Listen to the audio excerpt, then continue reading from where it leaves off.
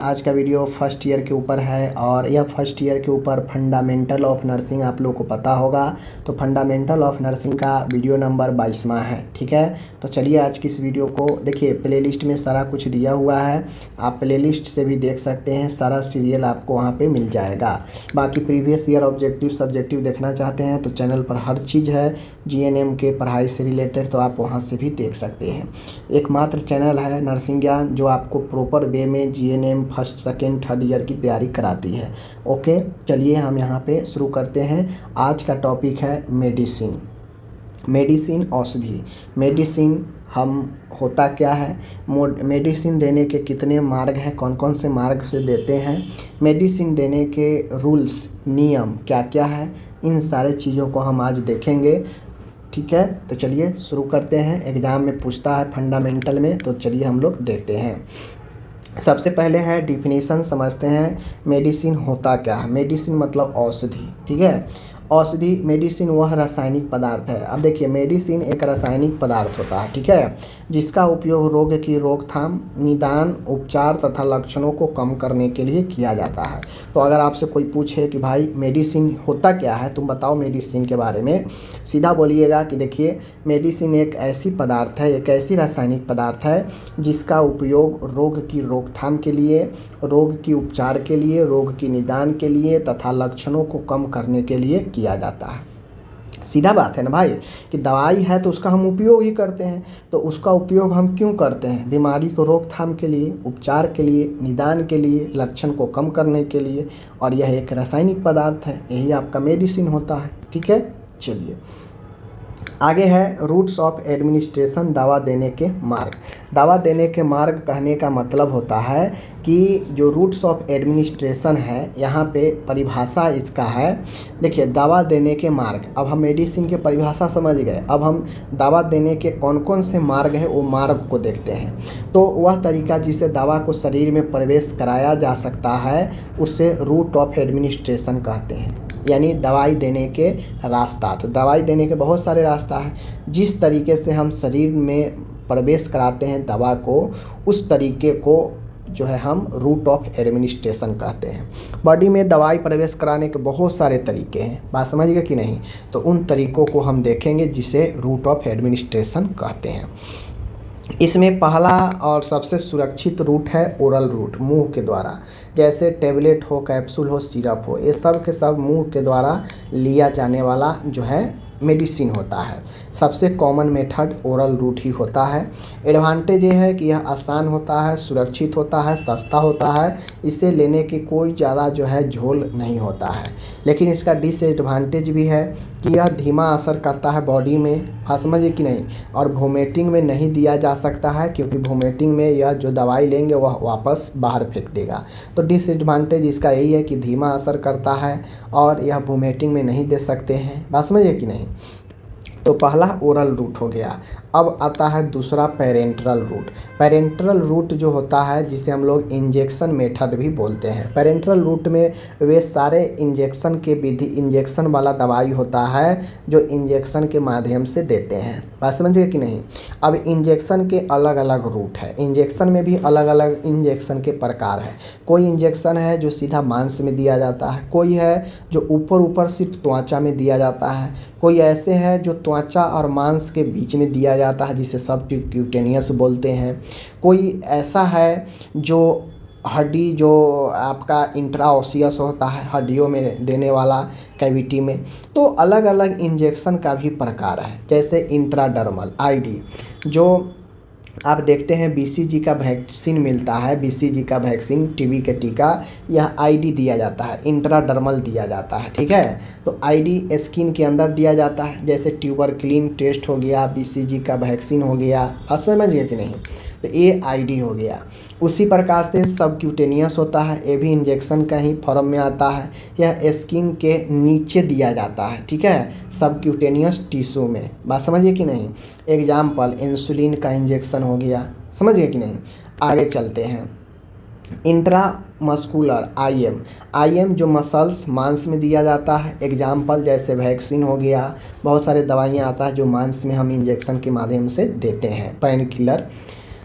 Ivy होता है जो सीधे हम लोग वेन में देते हैं, इंजेक्शन के माध्यम से जो दवाइयाँ वेन में देते हैं। इसका एडवांटेज यही है कि वेन में दिया हुआ दवाई तुरंत असर करता है और इमरजेंसी में इसका उपयोग बहुत ज़्यादा होता है, जो डायरेक्ट हम लोग इंजेक्शन के माध्यम से वेन में दवाइयाँ को छोड़ते हैं। तो इसका तो एडवांटेज समझ गए कि जो दवाइयाँ वेन में दिया जाता है आईवी मार्ग से सीधा वेन में, इसका तुरंत असर इमरजेंसी में उपयोगी होता है। तो इसका डिसएडवांटेज ये भी है कि आईवी में देने से इन्फेक्शन का भी खतरा होता है, पेनफुल होता है प्रोसीजर, ठीक है। तीसरा है टॉपिकल रूट। अब देखिए पेरेंट्रल रूट आपसे पूछेगा तो पेरेंट्रल रूट में आईवी, आईडी, सबक्यूटेनियस, ठीक है, इंट्राओसियस, इंट्राथेटिकल, ये सब आता है, आप लोग लिखिएगा, ठीक है ना। देखिए आपसे पेरेंट्रल रूट पूछे, आईवी हो गया, ठीक है, आईएम हो गया, एससी हो गया, आईडी हो गया, इसके अलावा और बता देता हूँ इंट्राओसियस, इंट्राथेटिकल, समझ गए। तो ये सब भी आता है, आप इसमें लिखिएगा, ठीक है। चलिए अब आते हैं यहाँ पे टॉपिकल रूट। टॉपिकल रूट का मतलब होता है कि स्किन या म्यूकस मेम्ब्रेन पर लगाया जाता है, ठीक है, जैसे क्रीम या वाइटमेंट, ठीक है ना, वाइटमेंट या क्रीम, ये टॉपिकल होता है। जो ऊपर से लगाकर हम क्या करते हैं, मालिश करते हैं, वो टॉपिकल वाला होता है। इन्हेलेशन होता है, समझ गए, इन्हेलेशन रूट होता है जो दवाई को गैस के रूप में श्वसन के जरिए इन्हेल किया जाता है, वो भी एक रास्ता ही होता है जो श्वसन के जरिए दवाई को अंदर लिया जाता है, जैसे अस्थमा इन्हेलर, बात समझिए कि नहीं। पाँचवा है सबलिंगुअल, जो जीभ के नीचे रह के दिया जाता है, सबलिंगुअल होता है, जीभ के नीचे जल्दी असर करता है, बात समझिए कि नहीं, जैसे एंटीजी दवाइयाँ, नाइट्रोग्लिसरीन, हार्ट अटैक आने पर। रेक्टल रूट होता है, मलाशय से सपोसिटरी के रूप में जो भी दवाइयाँ होता है, जो मलाशय में रख दीजिए और वह घुल जाता है, तो वह रेक्टल रूट हो गया, ठीक है। वेजिनल रूट होता है, जो वेजिनल में भी सपोसिटरी आता है, रख दीजिए वेजिना में घुल जाएगा, अंदर चला जाएगा, तो ये इन्फेक्शन का ट्रीटमेंट वगैरह करता है।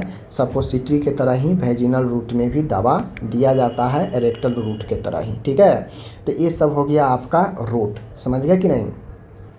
देखिए एक होता है इसमें इंस्टिलेशन, एक होता है इंस्टिलेशन में होता यह है कि जो दवाइयाँ बूंद बूंद करके देना हो, जैसे नाक में रखना हो, कान में रखना हो, आँख में रखना हो, तो ये सब कैविटी में डालने वाला होता है, छिद्र में डालने वाला दवाइयाँ इंस्टिलेशन होता है, समझ गए ना।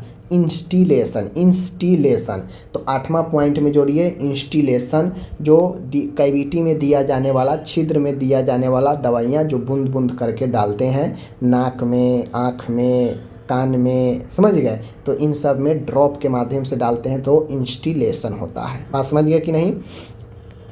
तो इन सब चीज़ों को ध्यान करके रखिएगा। अब आता है rules of giving medicine. Rules of giving medicine का मतलब होता है कि दवाई देने के नियम। देखिए दवाई देने के जो नियम होते हैं, रूल्स ऑफ पहले 5 रूल्स आता था, अब इसे 10 रूल्स कर दिया गया, और पीछे एग्जाम में पूछा भी गया था 10 रूल्स, ठीक है। तो इसलिए मैं 10 रूल्स पढ़ा रहा हूँ। इसी 10 रूल में 5 रूल जो पहले से चले आ रहा है वो भी रहेगा। अगर सिर्फ 5 रूल्स पूछेगा तो 5 लिख दीजिए, अगर 10 रूल्स पूछे तो 10 रूल लिख दीजिएगा, ठीक है, बहुत आसान है। दवाई देने के नियम कहने का मतलब है कि दवा देते समय मरीज की सुरक्षा सुनिश्चित करने के लिए जिन नियमों का पालन किया जाता है उन्हें जो है रूल्स ऑफ गिविंग मेडिसिन बोलते हैं। बात समझिए कि नहीं।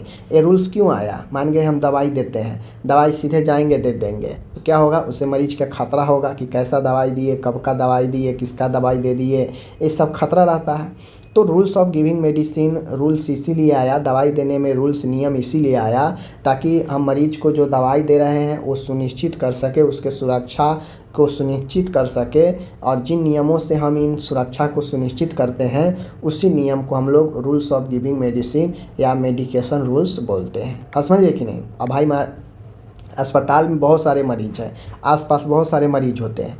अब आसपास मरीज है तो हो सकता है बगल वाला मरीज को जो है दूसरे मरीज को मेडिसिन चला गया, बात करते करते चला जाएगा, समझिए कि नहीं।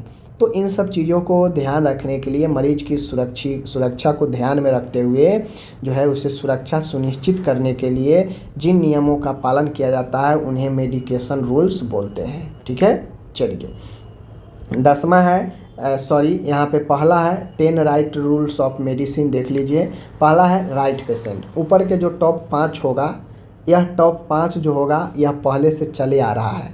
बाद के जो 5 आप देखेंगे वह नई न्यू ऐड हुआ रूल्स है, ठीक है। जैसे देखिए, राइट पेशेंट का मतलब होता है कि भाई पेशेंट की पहचान करें कि जो मरीज को आप दवा दे रहे हैं वास्तव में उसी मरीज का ये दवा है, तो सही मरीज को पहचान करें। राइट पेशेंट, सही मरीज।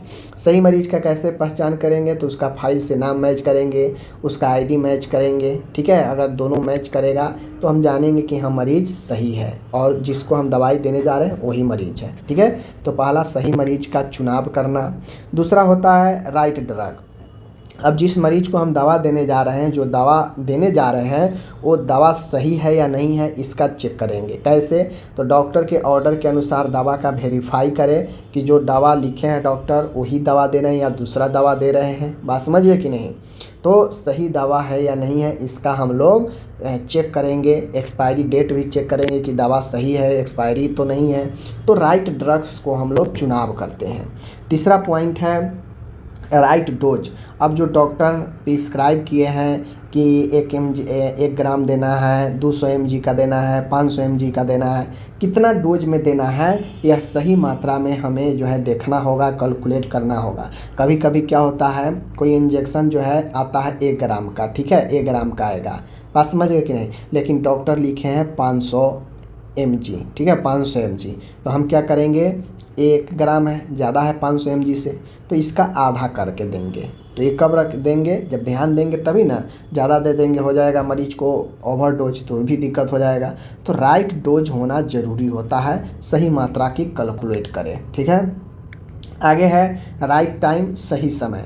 सही समय का मतलब है कि दवा सही समय पर दे। सही समय पर जो दवा बनाया गया है, सुबह शाम दोपहर, कोई खाली पेट होता है, कोई खाने के बाद होता है, समझिए कि नहीं। तो सही समय का होना ज़रूरी होता है। तो सही समय पर दवा दे जिससे दवा का जो प्रभाविकता है, इफ़ेक्टिव है, वो ज़्यादा रहेगा।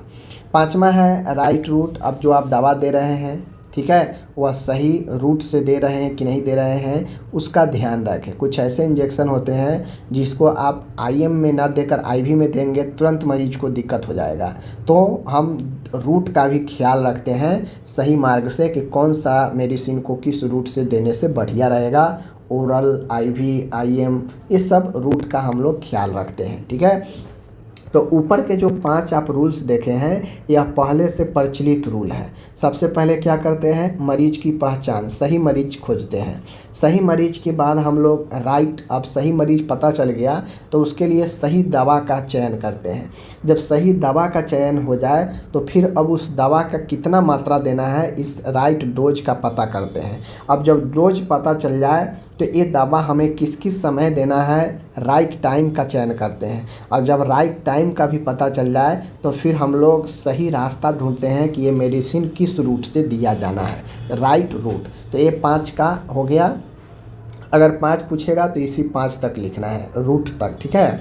अगर टोटली पूछेगा तो राइट रूट होता है। राइट रूट के बाद राइट डॉक्यूमेंटेशन। अब आप मरीज को रूट के माध्यम से दवा दे दिए, अब यहाँ से जो भी होगा ये सब सपोर्टिव रूल्स होता है। जैसे दवा देने के बाद आप क्या करते हैं, रिकॉर्ड मेंटेन करते हैं, तो आपको डॉक्यूमेंटेशन करना पड़ेगा सही से कि आप कितने समय पर कितने डोज में किस मार्ग से दिए हैं, यह राइट डॉक्यूमेंटेशन करना पड़ता है रिकॉर्ड के लिए, ठीक है। 7वां है राइट रीजन। दवा क्यों दी जा रही है इसका रीजन भी देना पड़ेगा, क्योंकि हो सकता है कभी कभी जो डॉक्टर प्रिस्क्राइब नहीं किए हैं वह आपके खुद से विवेक से देना पड़े कि हाँ ये मरीज को हम दवा देंगे, अभी इमरजेंसी है तो ठीक हो सकता है। तो आपको ध्यान रखना है कि ये दवा क्यों दी जा रही है। तो राइट रीजन, दवा क्यों दी जा रही है इसकी जो है हम लोग व्याख्या करते हैं। 8वां पॉइंट है यहाँ पे राइट रिस्पॉन्स। अब जो दवा हम क्यों दे रहे हैं, दवा देने के बाद क्या रिस्पॉन्स है, तो दवा का इफ़ेक्ट ऑब्जर्व करते हैं कि दवा का रिस्पॉन्स बॉडी में क्या रहा है। तो रिस्पॉन्स भी जिम्मेदारियाँ होती है, रूल्स के अंदर है कि रिस्पॉन्स चेक करना चाहिए। बहुत सारे दवाइयाँ का ऐसा रिस्पॉन्स होता है कि वो निगेटिव रिस्पॉन्स दे देता है जिससे मरीज को खतरा हो जाता है। तो दवा का इफ़ेक्ट ऑब्जर्व करने के लिए हम लोग रिस्पॉन्स चेक करने के लिए उसके इफ़ेक्टिव को चेक करते हैं। 9वां है राइट एजुकेशन, मरीज को जानकारी दे, सही एजुकेशन दे, ठीक है, राइट एजुकेशन दे ताकि मरीज को पता चले कि आप मेडिसिन दे रहे हैं वो सही मेडिसिन दे रहे हैं, ठीक है। और राइट टू रिफ्यूज, मरीज को यह राइट है, अधिकार है कि जो आप दवा दे रहे हैं चाहें तो मरीज जो है मना भी कर सकता है दवा लेने से, आप उसको ज़बरदस्ती दवा नहीं दे सकते हैं, ठीक है। तो ये 10 रूल्स है, ऊपर के 5 इम्पोर्टेंट रूल्स हैं, इसके बाद जो 5 रूल्स देखे हैं वह सब सपोर्टिव रूल्स है जो आपके यहाँ पे दिए गए हैं 5 में, ठीक है। जैसे राइट रूट के बाद right documentation, right reason, right response, right education, right to refuse, ठीक है। तो यह 10 पॉइंट आपको ध्यान में करके रखना पड़ेगा और यही जो है टोटल 10 जो है गिविंग मेडिकेशन का रूल्स है जो कि मैं आपको यहाँ पे बता दिया।